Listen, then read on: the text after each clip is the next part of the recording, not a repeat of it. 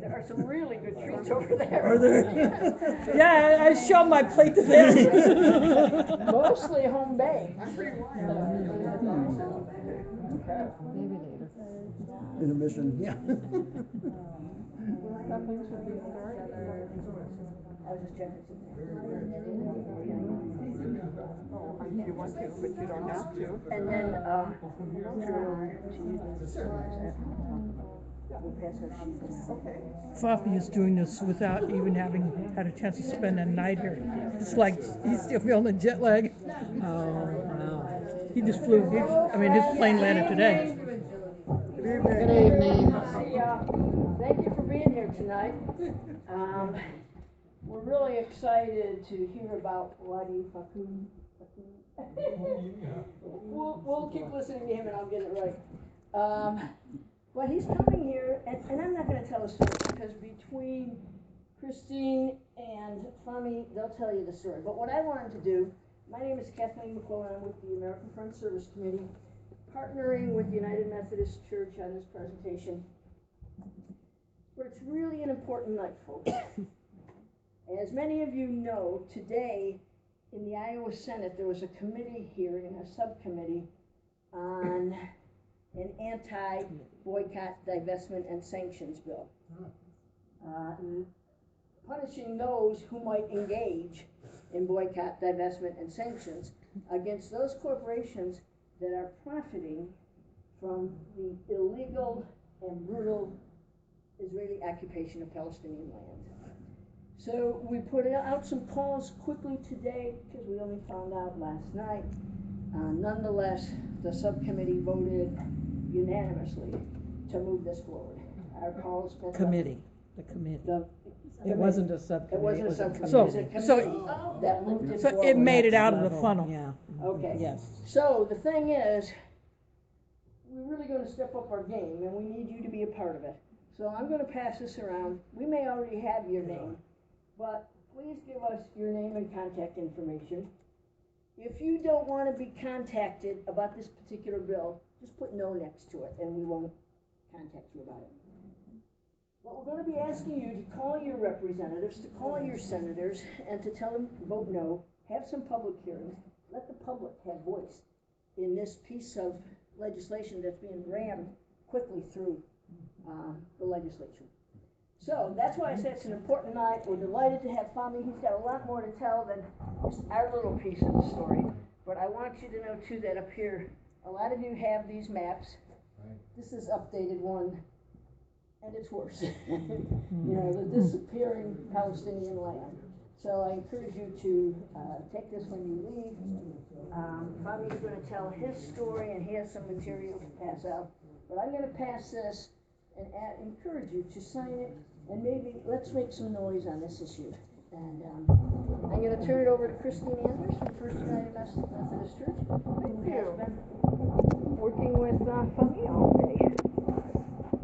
Welcome. I'm so glad to see you all here tonight. This is a great turnout, so thank you. This past September, I had the privilege of leading a group of 18 people from mostly Iowa. We did let some interlopers in from some other states, but we had the privilege to travel to Israel and Palestine for 2 weeks on a mission trip. And as it would be, we were able to spend time in Wadi Fouqin. And so when Janet Lair-Lewis sent an email and said, we've got somebody who could come and speak to the situation in Wadi Fouqin, can you put something together? And we thought, yes, we can get something together. So we did, and so Fahmi came in this morning, and he's then going to speak in Iowa City tomorrow night, and then off to Florida, and then to a congressional hearing in Washington, D.C. 23rd. So I just feel really fortunate that we're able to have someone here. I can tell you the story, but I don't live the story like he does. And so I'm really pleased to have him here to share a little bit about the trials and tribulations of the village of Wadi Fouqin in the West Bank, and also what a lot of other Palestinian villages are facing. So I'm sure if you have questions when he's done, he'd be happy to answer questions, and I'll turn it over to Fahmi. Thank you very much. Assalamu alaikum. Walaikum salam. This is a beautiful greeting. Just we start with the call for peace for Palestinians, for the Israelis, Americans, for all the people all over the world. I'm here just to bring the story of my village, Wadi Fouqin. Usually, I tell this to visitors to the village for people whom I'm visiting abroad, everywhere, that we use Wadi Fouqin as an icon, as a picture through which you can picture the whole Palestinian issue. Because the village of Wadi Fouqin, this little one, had experienced all the circumstances, all the hardship and the difficulties that started from more than 100 years ago. I won't say much now in the introduction. I will go through all of this in details when we start the PowerPoint presentation. And I will tell you all about this. Can you see? Yeah, I can see. First, we start with the name, Wadi Fouqin. Wadi actually is a Semitic word in Arabic, Hebrew, and Aramaic that means like a valley, if you want to translate it to English, surrounded by mountains from either side, and the Wadi in between. Fouqin, this word is derived from the Aramaic language that means thorn. So it's the thorny valley, or the valley of thorns. This village, if you look at the view, actually it's from south facing north. So the picture is taken from the southern limits of the agricultural and farming area, showing part of the housing and the residential part of the village. It is a small Palestinian village. It is similar to many villages all over the West Bank. The population roughly will be 1,500 people. The community here, they are farming community. They rely on agricultural activities that I will show you later on in the following slides. The history of the village actually started back for thousands of years, and through our work in the fields, mainly plowing or harvesting or cultivating the fields, we come across a lot of finds made from flintstones and other tools to tell us that this place had been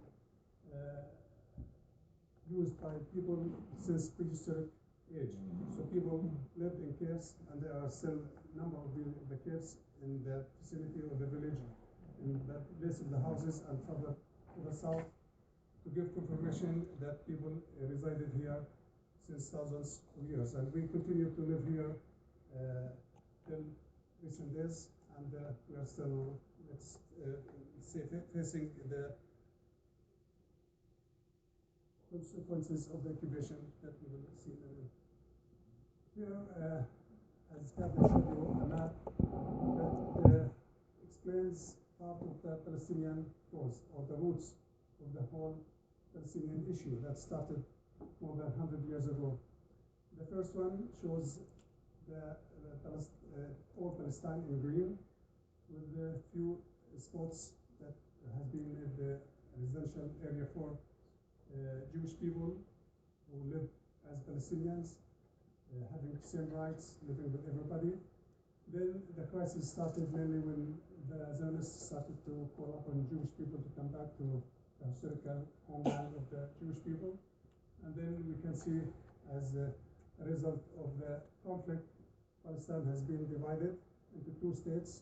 This is the famous partition resolution, but it was not adopted. Then Palestine, the greatest part was taken by Israel, and the rest of Palestine has been taken by Jordan and Egypt, known as Gaza Strip and the West Bank. And the remaining of Palestine were taken also after the war of 1967. Nowadays, the whole country is under the Palestinian control, despite the fact that there is what is known as the Palestinian Authority territory area, which is run by the Palestinian Authority, but they don't have any control for security. The only control they have only making some civilian activities to serve the local Palestinian communities.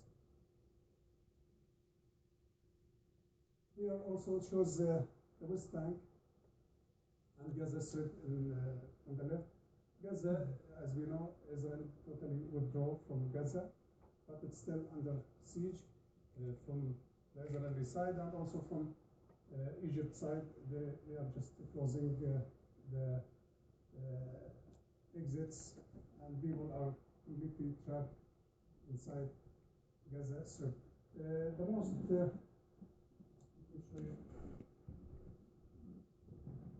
the map here looks very complicated because it has so many colors, but it is explaining what's going on with the remaining of Palestine.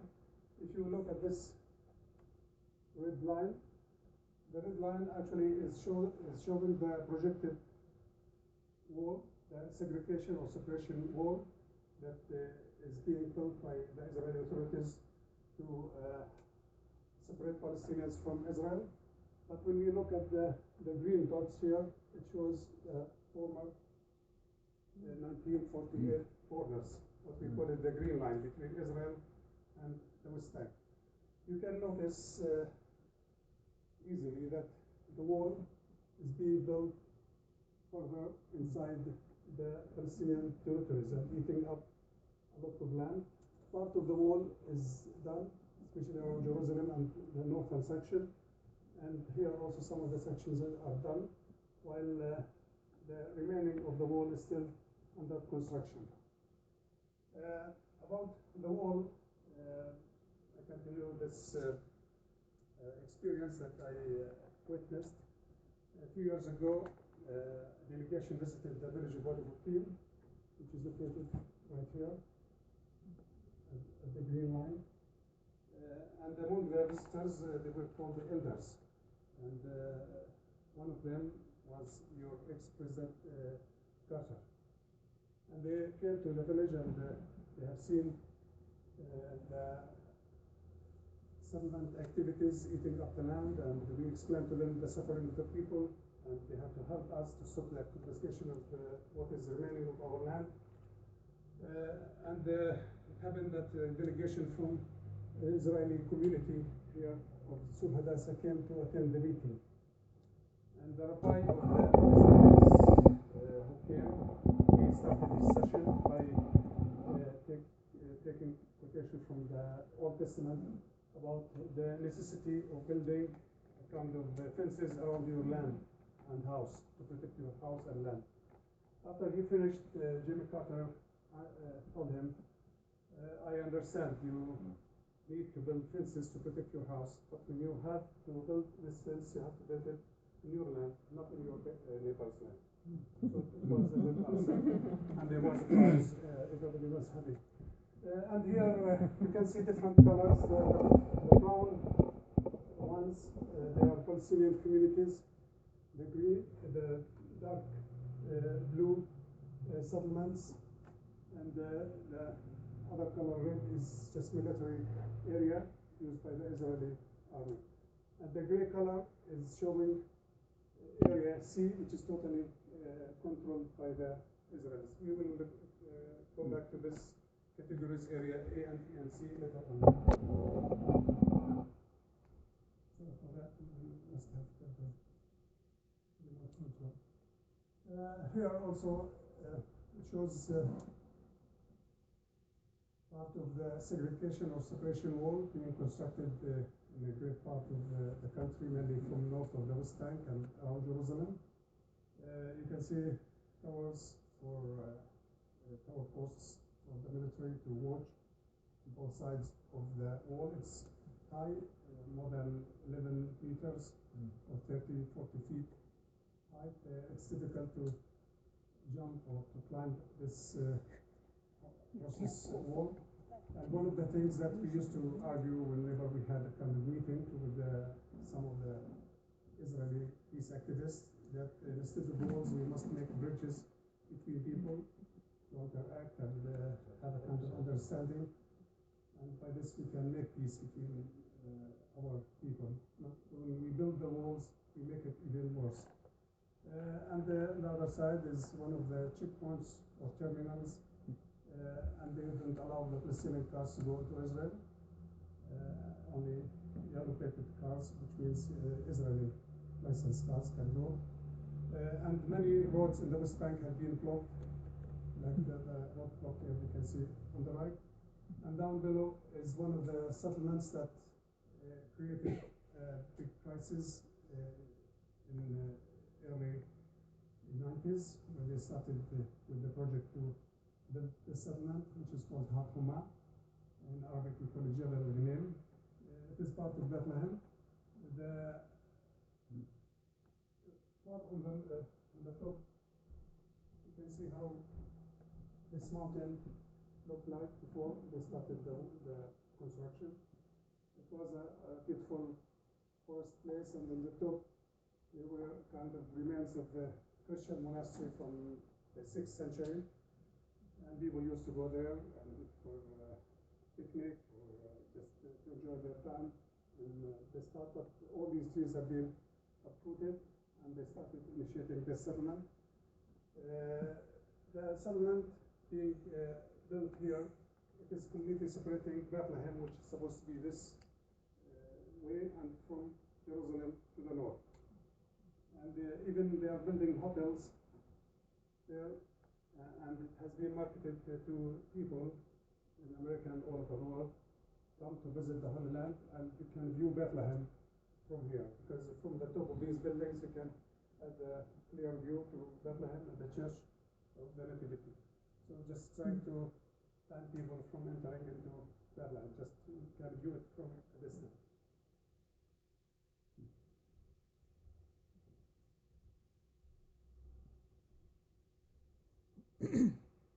Again, this is just a proportion view of the wall, just focusing on the center, Jerusalem.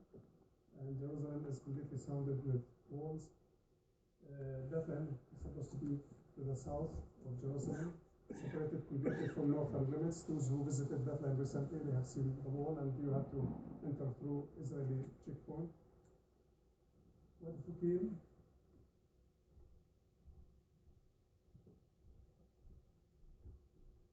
This is supposed to be all Bethlehem area. So we are here in this part of the Bethlehem greater area, Wadi Fouqin, near the borders. And again, the same thing, the colors here indicates Palestinian communities, the blue Israeli communities or settlements, and here is the wall. Part of it, this color is showing the wall, which is completely, it's completed and has been built. And this color is showing fences. The fences is even worse than the wall because it is taking more land for the patrols and for initiating all these kinds of fences.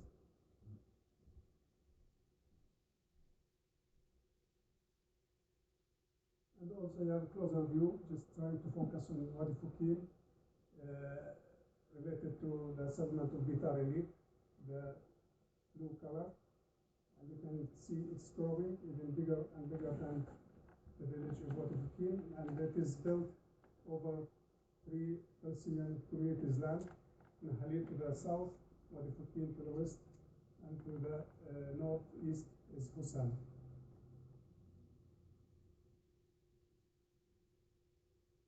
And here, as going back to the general issue about the Palestinian cause, showing the Palestinians in diaspora or as refugees all over the world, including in the United States of America and Arab world.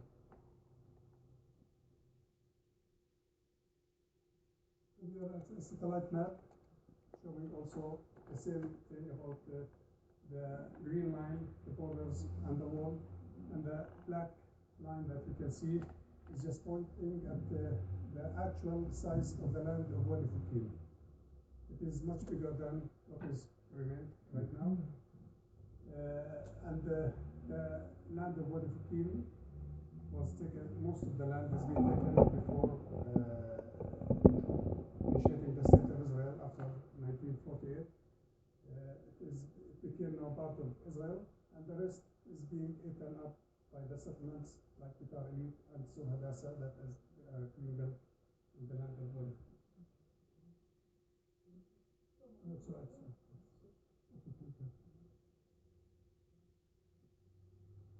And here, a beautiful village. Indeed, those who visited the village, they agree that you see it green all the year around. All these fields are cultivated by the people of the village of Wadi Fouqin, and the relationship between the Palestinians of Wadi Fouqin and the land is expressed with the tending and caring of the land, and they rely on this land for their living as farmers. And you can see they bring a new modern way of cultivation and farming, the greenhouses. The same thing, just trying to show you views of the village, cliffs, and these farming different kinds of fruits and vegetables. Again here, vegetables and the water reservoirs. And here the nature, we have beautiful nature. Mainly if you go there in the springtime, different blooming, the narcissus, and the narcissus we call it nargis, and it is became the symbol of Wadi Fouqin particularly, because this kind of beautiful blooming or flower, it is very courageous flower because it grows on the rocky area. Just after little water, after the first rainfall, it starts to grow in the cliffs between the thorny bushes and giving us such a beauty and beautiful fragrance. That's why we take it as an emblem or a symbol of the village of Wadi Fouqin, and even our center in the village, the community center, we call it narcissus, and we have, let's say, linked this narcissus center with the United Methodist Church in the United States of America. And you can see the beautiful red anemone and others. And again, here as farming community, we have tens of water reservoirs collecting the water from different springs. We have a lot of perennial springs still gushing and flowing into the village of Wadi Fouqin, and people need every single drop of water, therefore it had to be collected for irrigation. Again here, the villagers here are farmers, and the way they are looking after their fields, it is mostly those who read the Bible about tending the land and irrigation. They can go to the village of Wadi Fouqin and they can understand what is meant by tending the land, and like this man here, just a traditional classical way of irrigation and the classical way of harvesting the land exactly like ancient days. And here also we are still using the modern car of ancient days. By the way, in ancient days, you know that people depend a lot on animals, mainly donkeys. Even kings used to have a donkey, and our people still using this mean of transportation in recent days. And we are harvesting the olives. Usually they start the olive harvest in late October and early November, all the way till the 1st of December has to be done. Again, here cultivating the land, they built retaining walls, terraces, and making roads, and using modern equipments to cultivate the land. The relationship between people and the land also is expressed in this picture. Here we have the graveyards, and drinking from the water, fetching from fresh water from one of the springs in the village. And here the products in the village here just shows example of some of the vegetables being produced by the farmers of the village of Wadi Fouqin. And here it is important to note for you, ladies and gentlemen, that Wadi Fouqin was the most important provider of fruits and vegetables to all Bethlehem region. And it was mainly referred as the fruit and vegetable basket for Bethlehem and the surrounding area. This had been for a long period of time. Till recent days, we no longer have this privilege or this title. People started to abandon the land because economically it's not work. They cannot provide their living and the needs for their families.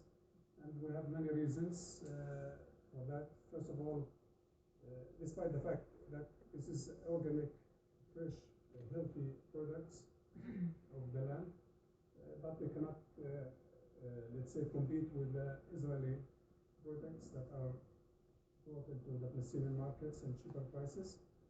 In addition to that, the crisis that we started to experience in the last days about the sewage being,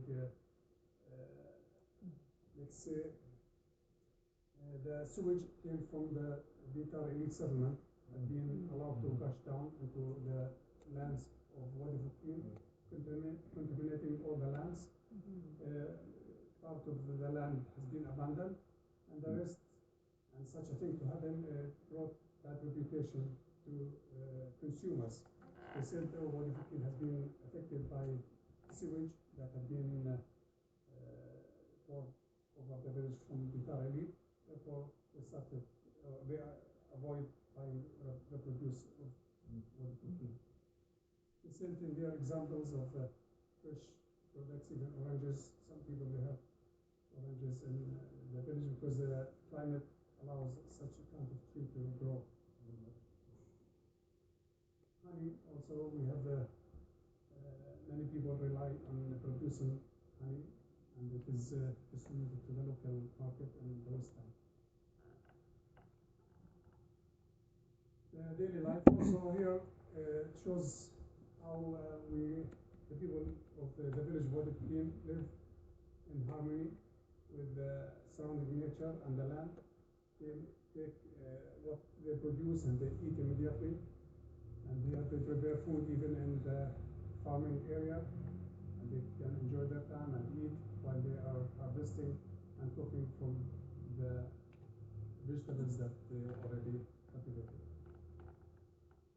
Again, it shows the same issue about harvesting the land. And here, the weddings, the traditional way of weddings in Palestine, like the rest of the Middle East, people come and they participate in dancing and singing in Dabka, and also they make meals for the visitors to feed people. And some folk activities in the school or in the community center. The same thing here, school activities. And youth activities. Actually, we try to educate our youth. Most of them, they don't work. Some of them, they finished education or university or high school. In order to use their time, we make a kind of sessions to educate youth, teaching them some skills. And we have one of the, let's say, the staff in our project. He's teaching Hebrew language into the young people. And we know for us the Hebrew language is important because we live together with the Israelis. We have to understand each other's language. And also we have summer activities, summer camps, and other sport activities as well. And here we use the school children to have a kind of public activities to clean the spring or the public roads or the public areas in the village. here some of the sport activities. Women activities as well.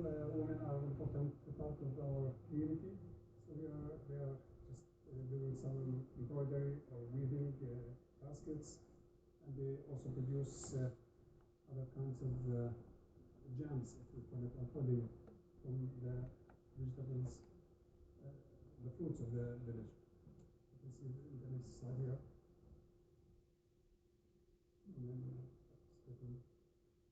And the product is put in these jars to be sold into the local market. We go back to the same thing. This is a detailed slide. And here,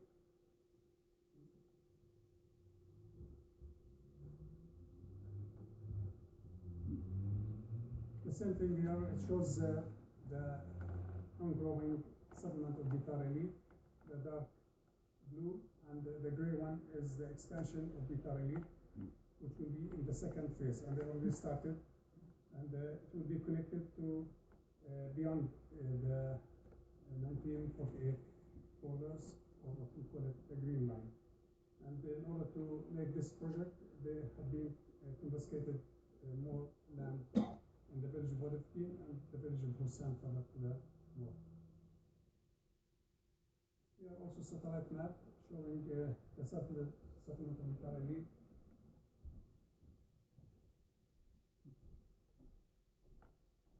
Right here. And this is little settlement at the entrance of the village, which is going to be connected with Bitar Elite. And the blue one is the recent borders of the settlement. And here more than a village, 3 villages, Wadi Fouqin, Hussan and Khalil, all of them. Maybe the total population of these 3 villages, about 18,000 people, while the settlement of Bitar Elite, which is just initiated since the year 1986, the population nowadays is about 50,000, and they are planning to make it more than 100,000 in near future, in the coming 5 years. And this settlement will expand further to include more of the lands to the north of Wadi Fouqin to be connected with the Green Line. Again here, the shrinking of the land of Wadi Fouqin. Before 1948, the first one to the left, is showing the actual size of the village of Wadi Fouqin, which was more than 12,000 donors, or in hectares about 4,000 hectares. And again, in 1948, with the establishment of the State of Israel, this great part, the white one, is taken and became part of Israel. And this is what remained. And you continue till the year 2014. You can see how it's still shrinking, and the land is being confiscated. And in the 2015, it's getting small, even we are losing more of the land. It's supposed to be here. And in the future, we don't know what will be next. And we hear a lot of rumors from the Israeli side, and even an architect who was working in the settlement of Bitar Elite, he said in 20 years Wadi Fouqin will no longer exist, it will be gone completely. And here are just the figures showing you how the land is being taken and shrinking, and all the lands, which is very important for our people, is being taken by the Israeli settlements in different categories, area A and B and C. Let's go to the next. Again, threatening the land. This is a good view that shows the settlement of Bitar Elite, this mountain slope, all the way in the top and sliding down to the fields. And you can see the closeness of the building and construction of the settlement and the farming land of Wadi Fouqin. These cross fields for our people in the village of Wadi Fouqin. And also I want to point out one important thing which is connected to our culture in the village. Right here in the place of these houses, exactly here, there was a big stone that was referred by our people as the time zone. Why they call it the rock of time zone, or the the rock of time, because they used to use that rock, which was a huge one, to indicate the partition of water, because water allocation is divided between families depending on your fortune and the size of your land. And at that time, they don't have good equipment or mechanism to measure time, and they divided between different families. They used to look at that rock, and in projection with the rock and the sun movement and the shade, they used to know that this is your time, and this is for that family and that family. I mean, to transfer the allocation of time between one family to another from that rock. That rock is completely destroyed, and they built houses and the spot. And just giving you a small example about the importance of the land for the farming activities. Here, people are farmers, and the grazing was one of the main activity and career for many families in the village of Wadi Fouqin.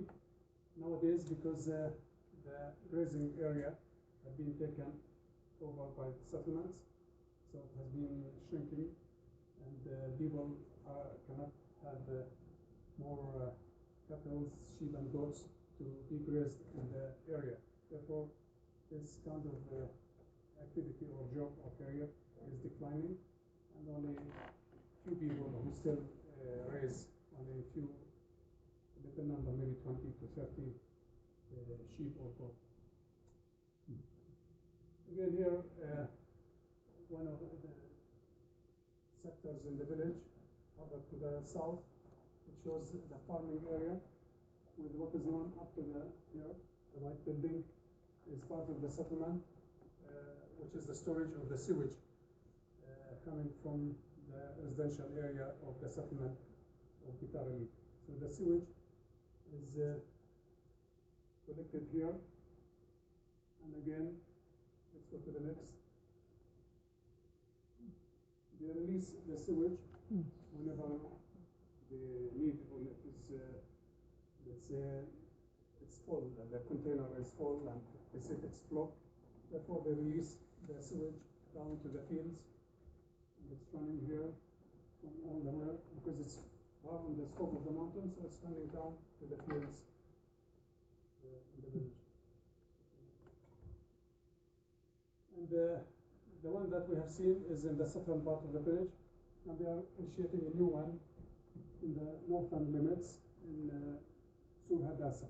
Because Sur Hadassah, although it's behind the mountain, it's in the Israeli side, but it's being expanded towards the village here, and they took and confiscated a lot of the land here, and they want to initiate sewage plant here, and of course they will start releasing the sewage into the land that you can see in front of it, which is used by the people still cultivated olives and different kinds of vineyards. Here you can see the sewage running. This is not water, this is sewage coming from the settlement of Gitarali. And this farmer is pointing at his field that has been burned out completely and destroyed by the sewage. So the land is completely abandoned. You cannot use it.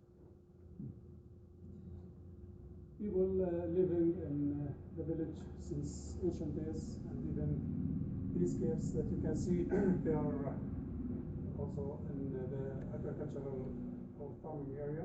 People used to live in these caves for hundreds of years. They use it for housing their sheep, cattle, and also they sleep there. And this family has been living in this cave for more than 60 years. And they are very hospitable. If you visit them, they are ready to make you tea or give you food. And this man is now like 8 years old. He's living in this bed in the cave for most of his life. And he is healthy and happy because he eats from the produce of the land, and he drinks from the milk of his sheep. There are also more of the caves, just to give you evidence that people have been living here since ancient days, and they are still using these caves and recent activities. This is a general view of the village before the year 2000. Look at this mountain, and later on you will see what happened. This is the mountain that you saw. It's all taken over by construction. The ongoing settlement of Italy. Yeah, they are making houses. You can see after and before. And nowadays it's even worse. It's coming further down. And this mountain is completely covered with these high buildings. For Israelis, it's cheaper for them to come and live in these settlements built in the West Bank because they don't have to pay taxes like cities inside Israel. Some of them, they come for, let's say, economical reason, just to save money. Others, they come for national reasons. Those are the hard part of the settlers because they believe this is Eretz Israel, it's the land of Israel, so they have to stay here. And those people will be so difficult to be evacuated even in case if they reach a kind of peace agreement. The same thing here, they are showing you the ongoing settlement, growing and eating up the rest of the land. Same thing here, and you can see that how it's close to the fields and the daily activities of the people. And this one, as a matter of fact, those who visited the village last year, they haven't seen this because this started recently, just a few months. They started building to all the pictures that we saw earlier to the eastern limits of the village. Now this one from the western limits or borders of the village from the side of the settlement of Sur Hadassah. And here it's, I think I can share with you another experience with the people of Sur Hadassah. Because there was a group of the people of Sur Hadassah, peace activists, they came to us and they wanted to stop the wall, the projected wall that would be separating us from Sur Hadassah. Because Sur Hadassah is inside Israel. We are located completely at the borders between Israel and the West Bank, and the wall was projected to be coming almost here. So they said we have to stop the wall, and we were happy that they are supporting our cause to stop the wall because it would be taking a lot of our lands. Therefore, we signed an appeal to stop, and we assigned also a lawyer who fought to stop this wall, and we won the case. So the wall was not built. We wish it was built because a couple of months after the case was seized and the wall was no longer built, they started building a foundation to stop them their village and our land. So we felt that we were being deceived. The people of Hadassah, they felt that we were misled by their support. They wanted just to stop the wall in order to expand the size of the city. And soon they are making the foundation for high buildings like the ones from the east, so the village will be suffocated between west and east. The people will be trapped in between, with also boring all the sewage and all of this stuff. So the future of the village is really dark. And here you see from the west also the same. So Hadassah is growing, and it's very close to the houses of the people. They are doing a lot of dynamiting, and the flying stones just hit a lot of houses just nearby. The picture here is just trying to show you, look at the background, up there and here. There were nothing, no buildings, and nowadays you can see the reflection of the buildings in Suhan, in Italy. We are showing just same thing, the confiscation of the land, settlements. We are also, this is also showing in a clear image the settlement of Sur Hadassa. It's supposed to be in the Israel side, and they are growing, they are expanding the limits of their town down to the fields and territories of the village of Wadi Fouqin. This is what we call confiscation or demolition order. The demolition order here is written in Hebrew and Arabic. It is issued by the Israeli government and mainly the military administration in the West Bank. And usually you find this kind of order in your land. You go to the land and you can find this paper placed there under the stone, and you just take it, read it, and you have to go and to refer to the Israeli authorities to investigate why they want to confiscate your land. And here also sometimes they put a map to show you that this land is being taken and you are not allowed to work or cultivate this land. Like this here, this is totally taken, and it is they told people this is military area, you are not allowed to work in it. Although there is a road here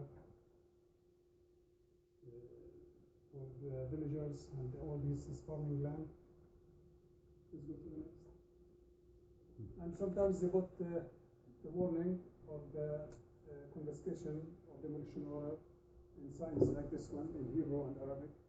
A warning for the people not to step into this land because it's a state land. And they are examples where they scatter these signs north, south, and west of the village. One day we found almost most of the territories in the village marked by these warnings that it is a state land. When they say state land, it means it belongs to the state of Israel, and the Palestinians are not allowed to enter or use or benefit from this land. Here the same thing, there was a road and the people started to widen the road in order to conduct vehicles and to be able to cultivate the land. And also they found these warnings, you have to stop working in this road, otherwise they come and confiscate all the machines. Here just showing more of the work done from the Israeli side, from Sur Hadassa, towards the village.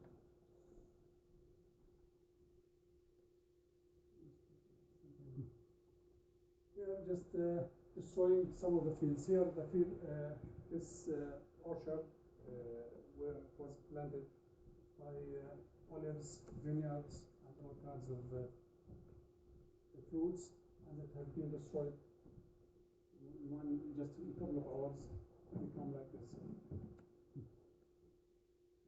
This is located in the northwestern part of the village, and you can see the bulldozers are just destroying these fields, and people invested a lot of efforts and money, and it is in part of the land of Wadi Fouqin, and they own the land, but they said it is state land, and it has to be for the expansion of the favor of expanding the settlement of Sur Hadassa and also Bitarayi. They want to join them together and over this land. Therefore, they destroyed these fields. And here the confrontation, people wanted to defend their land and to stop the destruction of the farming area. So the army came and with tear gas and rubber bullets, they just distracted the people. And the work continued and they destroyed the land. The delegation came from United Methodist Church, and they pictured and documented the whole thing. And here also, there was a project a couple of years ago to make a park exactly in this area. And when we started to work in this park, also we found a kind of confiscation order placed, and we are not allowed to continue this work. And the reason why we wanted to do this park, it is the only one that we have in the village, just for the service of our children and families. It is a small size, and it is the only one that we have. Despite this, they stopped us from proceeding on to make this park. But we continued the work, and this is the park. You can see all the families come to enjoy their time. They are having a good time, some swings and kind of little games for the kids, and families come to enjoy their time. Also, all this showing the same park. But if you compare, this is the Israel Salman just up on the slopes, on the top of the hill. They have parks. This is just a little one. It is the one that we have is not compared. It's nothing. But despite this, they don't want us even to have such a park. And you always wonder what kind of threat this park will do for the security of taking the land. And this is a kind of road. This road taking us to the northern limits of the village, and the road here has been used since ancient days, from the Roman period. The village council had a plan to make this road more, to make it to rehabilitate the road, to accommodate equipments and to serve the land. Let's go to the next. And here, how the road is now, you have seen before, and how it looks like. Now, the reason why we are showing this road, although it has been done to service and cultivate the land, but also there was a kind of stop order to ban people from ongoing and continuing to work in this road.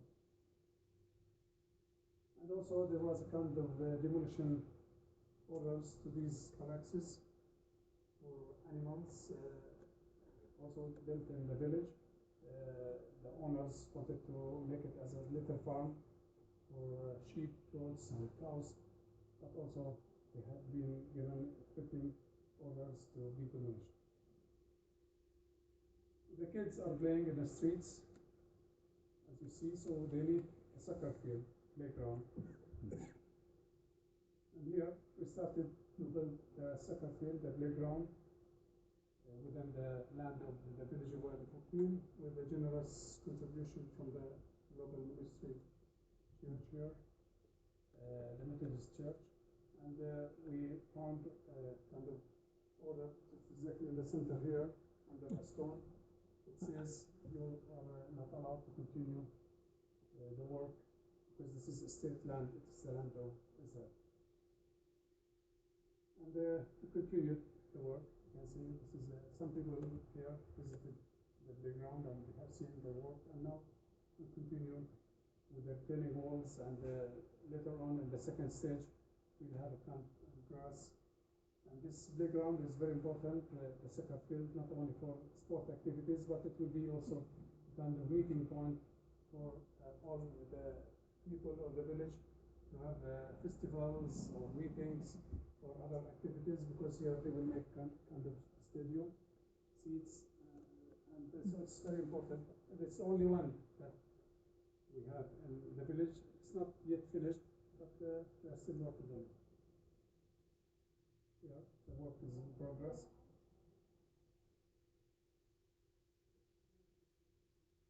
And here, the youth also investing their time to plant olive trees to protect the land. And we are just civil demonstration. People just try to stop all these confiscation of the land in a civil way, just to bring the flags and the trees and stop without doing any violent action. We have the school girls and kids come to participate. The slogans just to cease from confiscating the land in a civil way, non-violent way. And we have the army. They want to stop people from planting trees, but they continue to struggle, and they insisted to protect the land.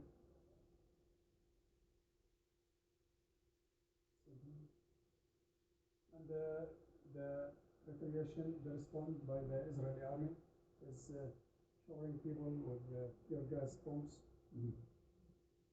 All these smoke is just tear gas bombs towards the houses and people who came to protest against the confiscation of the land. The same thing here shows the confrontation, the flashes, the gas here, and the people of course have to scatter everywhere. And there the Israeli settlers come to visit the village, and they can enjoy swimming in the fresh water with the guns. They come with machine guns, as you see. Yeah, they enjoy their time. They sit and swim. They can sit under the trees. The army also, they come almost on daily basis. Anytime they want, they come and patrol the village day and night. Yeah, and also general, let's say, look of what's going on in Palestine. It shows a comparison between the Palestinian road and the Israeli road. And the picture talks more. I mean, as they say, a picture can express more than 1,000 words. You can see. And here we have this brochure just to encourage people to come and visit Wadi Fouqin, a kind of a beautiful example of the Palestinian remaining villages, to enjoy the nature and buy from the fresh produce of the people. The same thing, we show just images from the nature and life in the village, school and activities.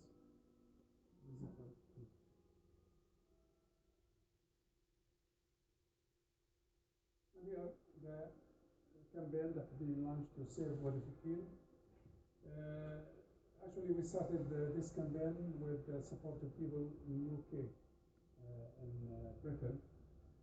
We have friends there. We started this campaign a few years ago, and now we continue with this campaign, now having new people involved, trying to save what remained from our village. And we are visitors, maybe you can recognize some of the faces. From the Methodist Church, they come, participated in planting some olive trees in the village near the land that had been threatened to be confiscated, close to the settlements. This is, you know, this lady here, Janet Lewis, and Reverend Michael Yoshi. He's in the center. He's the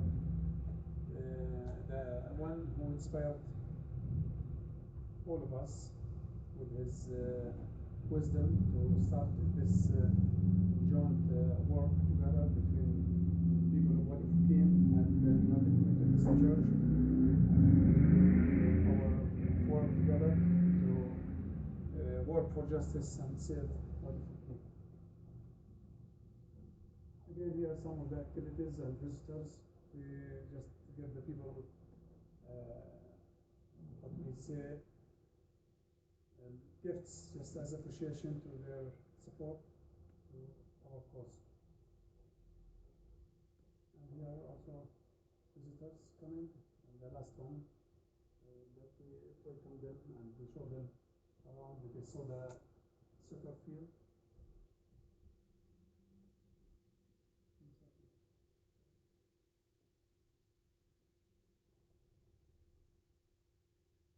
This is David and Christine.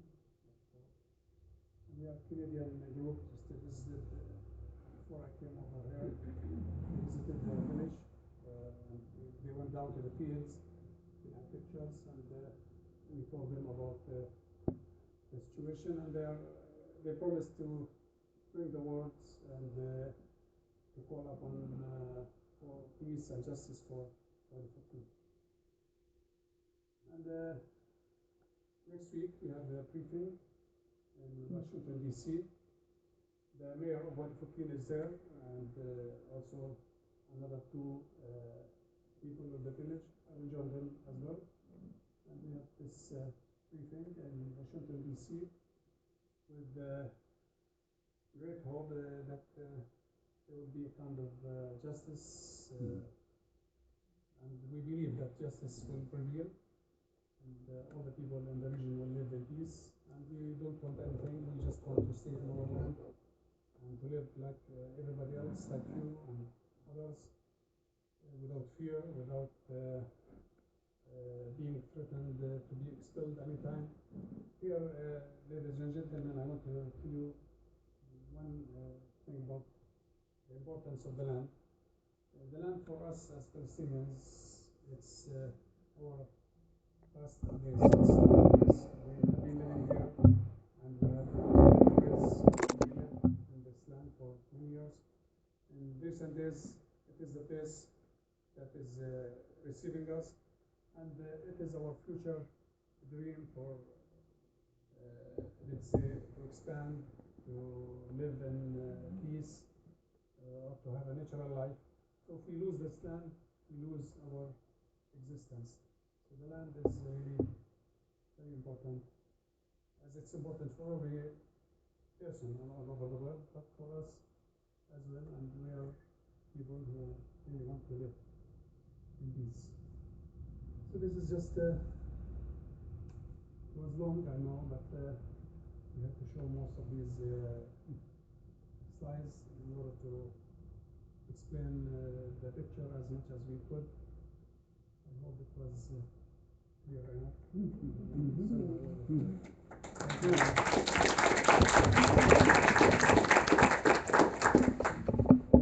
Does anybody have any specific questions that they'd like to ask Fahmi, or yes, sir?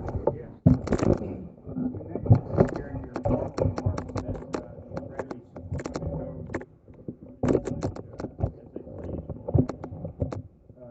We read in the press here and in social media about Israelis abducting children. Has your village lost children? Did the Israelis take people away from the village? Fortunately, we don't have this. We didn't lose anybody so far. But the settlers coming, they provocate people with their actions, and sometimes they say bad words to people, although the people try to avoid them. Until now, there were just clashes, people being injured, okay, but nobody lost his life recently due to the clashes. To what do you attribute the what I think I hear you saying is a relatively low level of violence from the Israelis against the people of your village? Let's say also our people, when they started the march and they wanted to express that they are rejecting against what the Israelis are doing, they just, I was a witness and saw how people, they were telling the kids do not provoke soldiers, do not throw stones, just we want non-violent action, just go and protest, show the slogans, raise the flags, stay in the land. But even this, the Israelis won't allow. So they were met by, let's say, severe action by the Israelis. Rubber bullets? Rubber bullets and tear gas. And there are only 2 dozens of kids, so they have to throw away. They couldn't stay. Some were arrested and they were put in jail for maybe 6 to 8 months.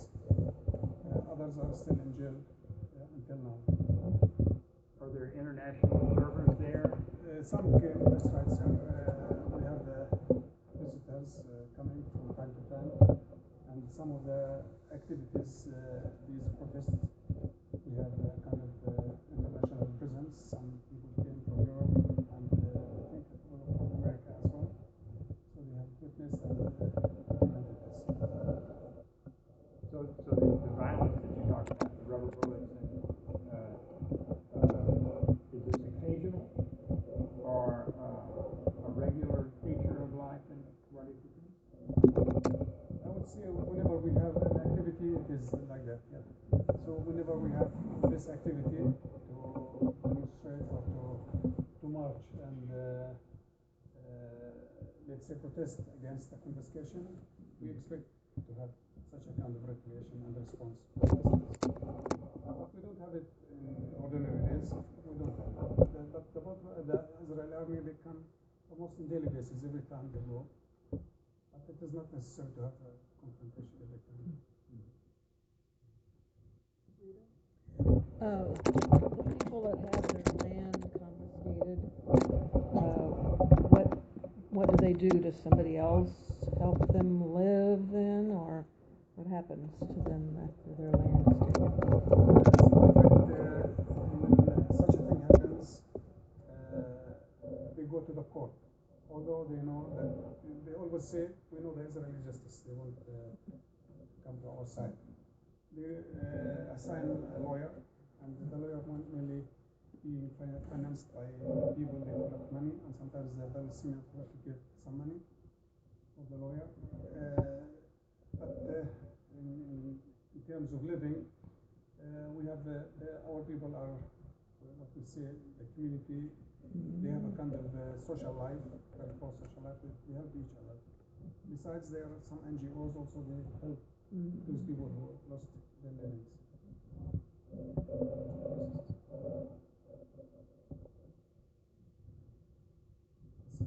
It seems pretty clear that the Zionists want to drive your village out through settlement expansion, polluting your farming land with their sewage, and the land confiscation. And your one slide was very stark, like what's going to happen by 2020 to our land. So what's your strategy to stop these folks from doing that? Honestly speaking, our hope maybe in you guys. But I mean, what are you going to ask in D.C. on the? That's right, sir. We will bring this point because the same slide will be shown there. The visits of people like yourselves and Christine was there just a few months ago. Your visits really give us a lot of hope. We feel that we are not forgotten. There are people who care for human rights and peace and justice. When you come, I'm sure Israelis know about your visits and know about your opinions. When they feel that there are people who are caring, they will think before they do anything against us or any part of the Palestinian land communities.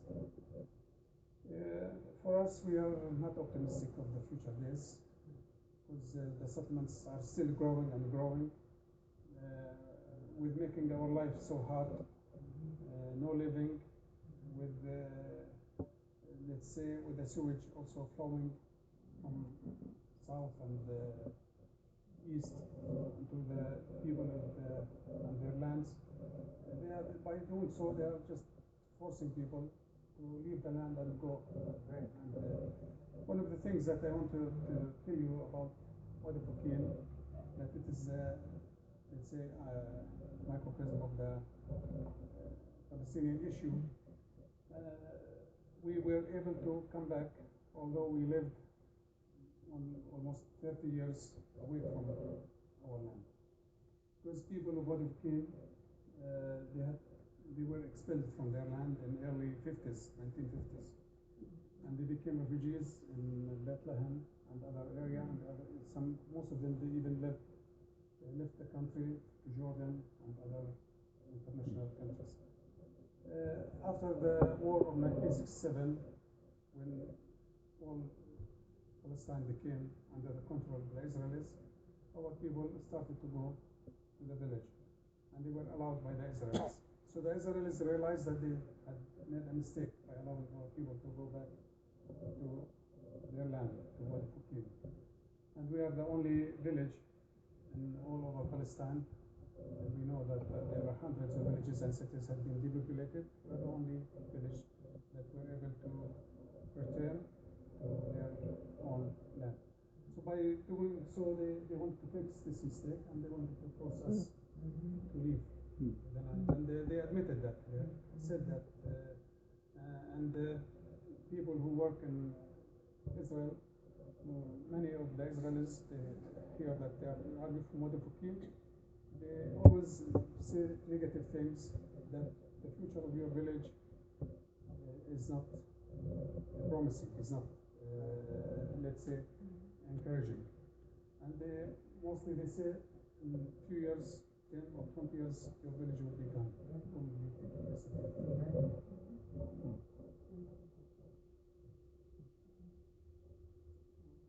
What have you heard of any instances where visitors who have come to Wadi Fouqin have had any unpleasant encounters with the Israeli military or other agents?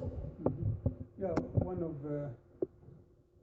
young people who visited us about 15 years ago, and he lived with us in the village for almost 2 years.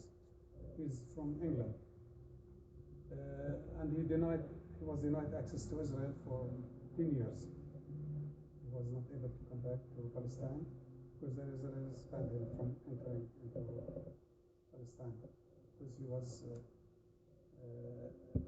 according to the bias to the Palestinians, and he lived in the village, and he showed his sympathy and support to the village of Wadi. So it happens. This is the only case that we witnessed.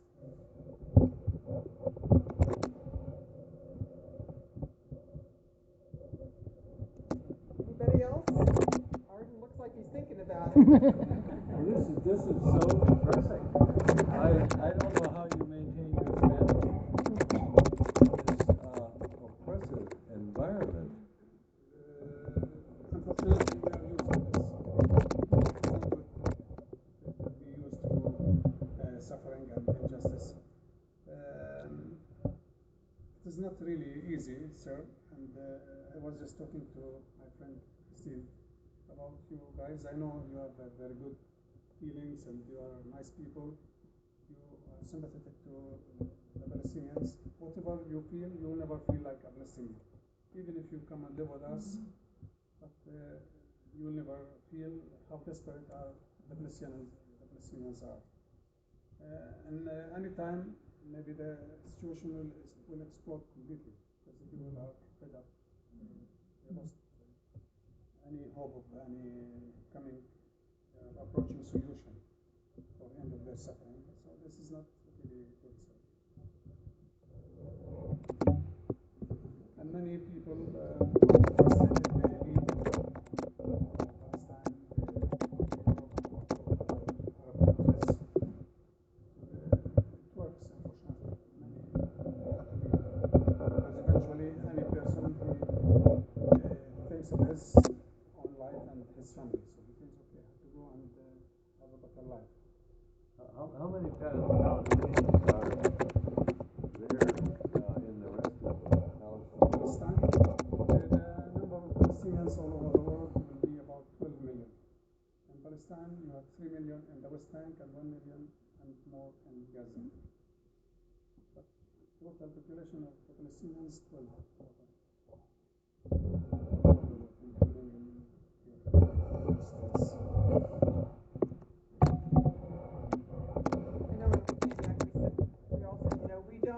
We certainly don't condone violence, but we understand it.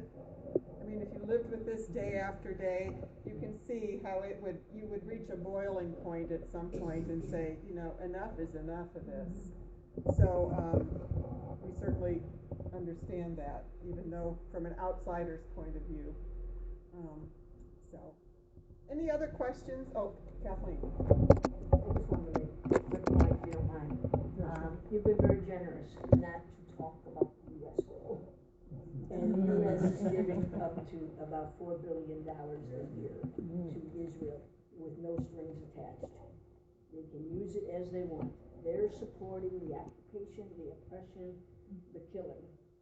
Gaza killing was about 2,100 in 2014. Where was our voice?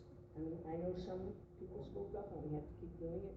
So I won't make a speech. I'll just say we should be in touch with all of our congressional representatives, and now we know with our legislative representatives. And we'll be in touch with you very soon. I hope you'll be a part of it, because I think it's pretty clear it's not gonna end until the United States holds Israel to some account. And a similar law just got put into place in United Kingdom, so I think Iowa took a cue from them. Well, they said it passed in Florida and Illinois, I think it said. Well, we do have a brochure that I'd like for you to pick up if you'd like to. It's called Saving Wadi Fouqin, and it does have, for those of you who are United Methodist, it does, the project is a advanced special project. So if you would like to give money to help fund community projects in Wadi Fouqin, the advanced special numbers on the back of this little brochure. The development project, community development project, is always in need of funds. It's like every other project, you know how that is. But we saw firsthand, we walked on the soccer field, and you know, I never saw a 5-year-old on a swing who was much of a security threat to anybody. So, you know, we're just going to keep plugging away and trying to get some things done. But any contributions that you would like to make to Friends of Wadi Fouqin to help in that development would be greatly appreciated and put to good use. I can assure you of that. So we'd love for you to take one of these little brochures and kind of spread this story about this little village that's struggling to stay alive. Yes, ma'am.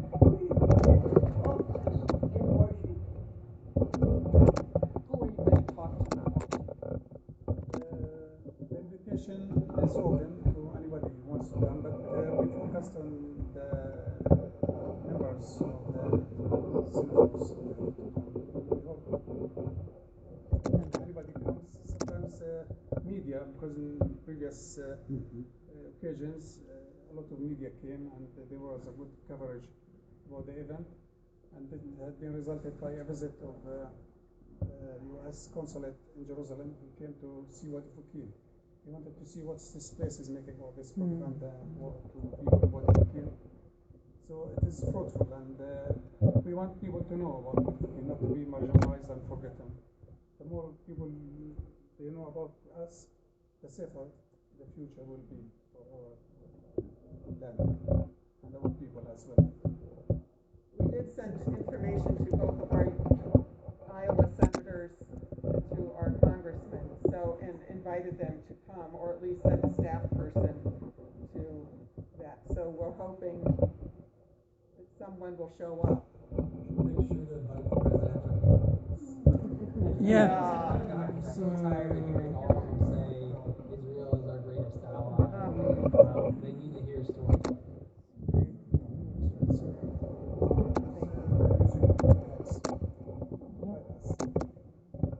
This is the head of the General Board of Pension Society, too. Yes, yes. And in those pictures, if you noticed, one of the gals was the gal who's the head of the United Methodist Board of Pensions and Health Benefits. So she has been to Wadi Fouqin. So we're trying to move them along. Slow but steady. Yes. Yeah, Seeing worse than it is. It is. And you know, it's interesting because Bishop Tutu even called this apartheid. Sure. You know, this is, And Nelson Mandela did. yes. So, And Jimmy Carter. yeah, a lot of people have realized it. We just can't seem to get our federal government to realize it. Especially ones in the foreign relations committees. Yes, yes. So, well, thank you all for coming. Please pick up a brochure, pick up a card here to kind of help you tell the story a little more visual, and go out and spread the word. I was thinking maybe put one of those baskets, just for bring welcome, and then You bet. I see baskets. Also, do you want to announce about the Methodist resolution coming up? Oh, general conference? Yeah. For United Methodist, our general conference is coming up in Portland, and we are trying to get the church to move toward divestment. And we were successful in the last, was it a month ago? We got word that the Board of Pensions and Health Benefits divested from 5 Israeli banks that are funding the occupation. So, I mean, the settlements. So we're making progress. It's slow and steady, but you've got to keep your voice out there. You can't just sit back and think somebody else is going to do the talking for you.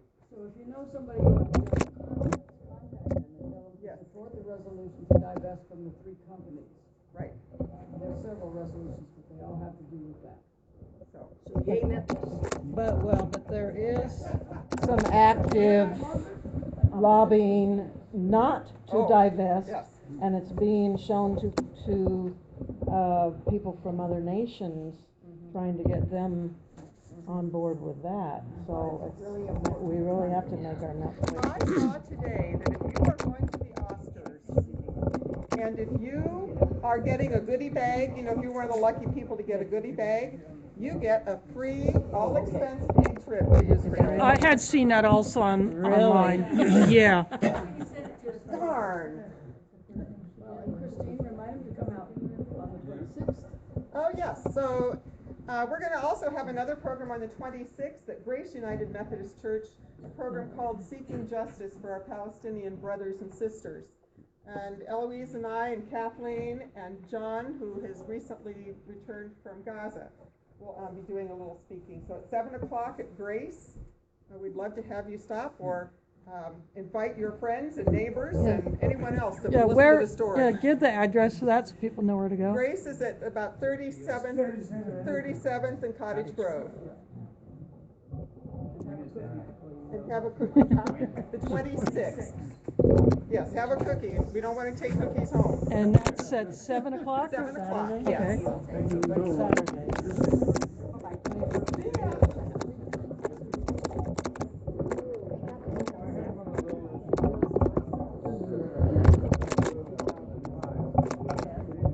I understand there's a subcommittee meeting, and I suppose this, I hope you have a public hearing. I didn't even Well, who introduced it? I think he did. Who did? I think Danielson did. I I don't know.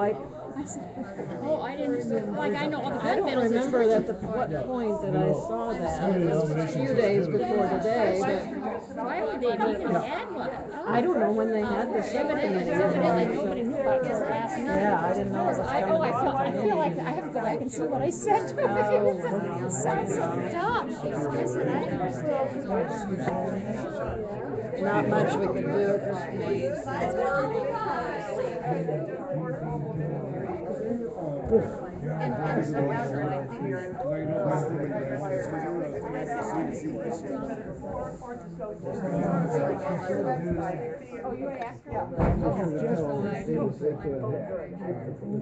Oh, yeah.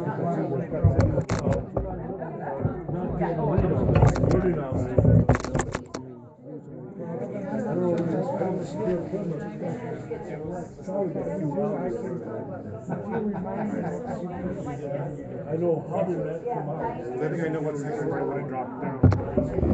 I picked up a couple of, let's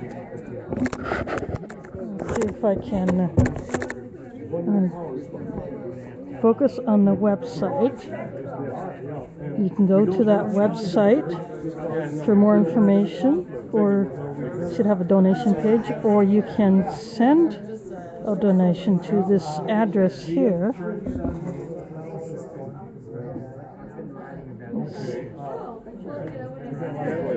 So if you want to donate to support this campaign, and that is the address for that. And then this is the updated map of the shrinkage of Palestine land. So, and then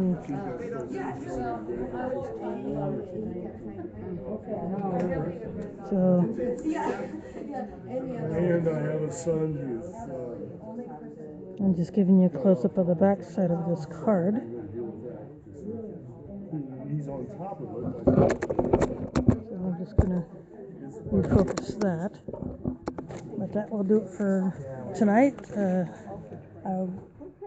I hope this video will inspire people once I put it up on my YouTube channel, which is just Kaylin Strain.